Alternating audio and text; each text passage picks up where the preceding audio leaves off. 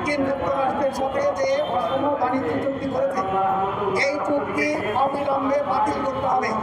কারণ আমরা বলছি এটা জাতীয় স্বার্থ বিরোধী, এটা দাসত্বের চুক্তি, গোলামির চুক্তি। এতে এই চুক্তি বাস্তবায়ন করতে গেলে আমাদের দেশের সার্বভৌমত্ব থাকবে না। প্রমাণ কি, রাশিয়া থেকে তেল কিনতে গেলে আমেরিকার অনুমতি লাগে। কারণ আমরা একটা স্বাধীন দেশ, কার কাছ থেকে কি কিনবো, কার কাছ থেকে কি বিক্রি করবো, এইটা কোনো দেশের অনুমতি নিয়ে করবে না।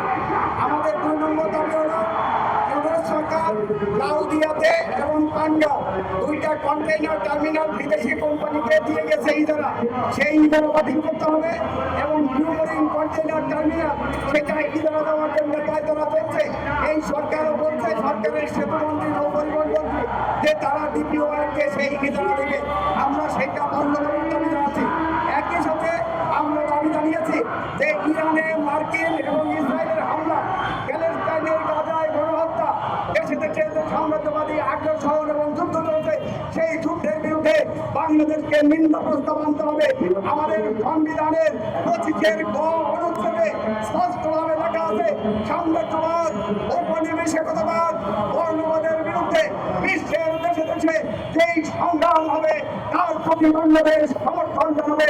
কাজেই সংবিধান যদি মনে, তাহলে ইরানের হামলার বিরুদ্ধে নিন্দা প্রস্তাব জানাতে হবে, প্যালেস্টাইনের গণহত্যার বিরুদ্ধে নিন্দা প্রস্তাব জানাতে হবে। এই নির্দিষ্ট 3 দাবিতে আজকে আমরা সংসদের স্মারকলিপি দিতে যাব। সংগ্রামী বন্ধুগণ, এই পর্যায়ে এখন আপনাদের সামনে বক্তব্য রাখবেন জাতীয় গণফ্রন্টের ভারপ্রাপ্ত সমন্বয়ক সরকার করেছে। এই চুক্তির মধ্যে শর্ত আছে 90 কার্যদিবসের মধ্যে এই চুক্তির ব্যাপারে যদি কোনো আপত্তি কোনো পক্ষ না তুলে, তাহলে চুক্তিটা কার্যকর হবে। আর সেই 90 দিন অতিবাহিত হবে আগামী 9 মে, অর্থাৎ 9 ফেব্রুয়ারি থেকে 9 মে, এই 90 দিনের মধ্যে আপত্তি উত্থাপন করতে হবে। আমরা সে কারণে বলতে চাই যে জাতীয় সংসদে আলোচনা করে আমাদের দেশের পক্ষ থেকে এই আপত্তি বলে জবাব দেওয়া হোক এবং এই চুক্তি সেই শর্তগুলো যদি বাতিল না করে, তাহলে এই চুক্তি বাতিলের জন্য আমাদের সরকার উদ্যোগ নেই। বন্ধুগণ, আমরা সেই দাবিতে আজকে জাতীয় সংসদে সেখানে আমরা যাচ্ছি। সংগ্রামী বন্ধুগণ, এই পর্যায়ে এখন আপনাদের সামনে বক্তব্য রাখবেন বিপ্লবী কমিউনিস্ট লীগের সংগ্রামী সাধারণ সম্পাদক জননেতা কমরেড ইকবাল কবির জাহিদ। কমরেড ইকবাল কবির জাহিদ।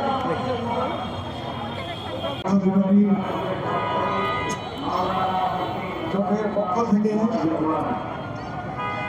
সংসদ অভিমুখে মিছিল অভিযানকালে আজকের এই সমাবেশে উপস্থিত নেতৃবৃন্দ, উপস্থিত বন্ধুগণ, 24-এ গণ অভ্যুত্থান হয়েছিল ভারতের দাসত্ব থেকে অনেকবার দাসত্বে দেশকে ঠেলে দেওয়ার জন্য নয়। 24-এ গণ অভ্যুত্থানের সাথে ডক্টর ইউনূস প্রতি পদে পদে 18 মাসে বিশ্বাসঘাতকতা করেছেন এবং সমগ্র জাতি যখন নির্বাচনে ব্যস্ত, সেই নির্বাচনের 3 দিন আগে গোপনে জনগণের আড়ালে চুক্তি সম্পাদন করেছেন। সংগ্রামী বন্ধুগণ, আমাদের সংবিধানে আছে জনগণ হল ক্ষমতার মালিক, জনগণ হল সার্বভৌম। সেই জনগণকে আড়াল করে রেখে শাসক গোষ্ঠী সব সময় জনগণের বিরুদ্ধে অবস্থান নিচ্ছেন। বর্তমান পররাষ্ট্রমন্ত্রী খলিলুর রহমান তিনি বন্ধ করে বলেছেন এই চুক্তি গোপনে করা হয় নাই, এই চুক্তি বিএনপি জামাত এই শুধু তাদের মতামতের ভিত্তিতে করা হয়েছে। আমরা লক্ষ্য করছি বর্তমান সরকার ইতিমধ্যে আমেরিকার সাথে যে চুক্তি, সেই চুক্তি বাস্তবায়ন শুরু করেছেন। ফলে এই চুক্তি সংবিধানের 145 ধারায় যে শর্ত আরোপ করা আছে, যে বিদেশের সাথে চুক্তি করতে গেলে পার্লামেন্টে তা আলোচিত হতে হবে, অনুমোদিত হতে হবে। বর্তমান সরকার এবং বিরোধী দল জনগণের এই মূল প্রশ্ন বাদ দিয়ে তারা নানা বিষয়ে আলোচনা করছেন এবং তারা কেউই এই চুক্তির বিরুদ্ধে কথা বলছেন না। এভাবে জনগণে এই প্রশ্ন উত্থাপিত হয়েছে যে এই সরকারি দল, এই বিরোধী দল কিনা, তারা আমেরিকার স্বার্থই তাদের কাছে প্রধান কিনা।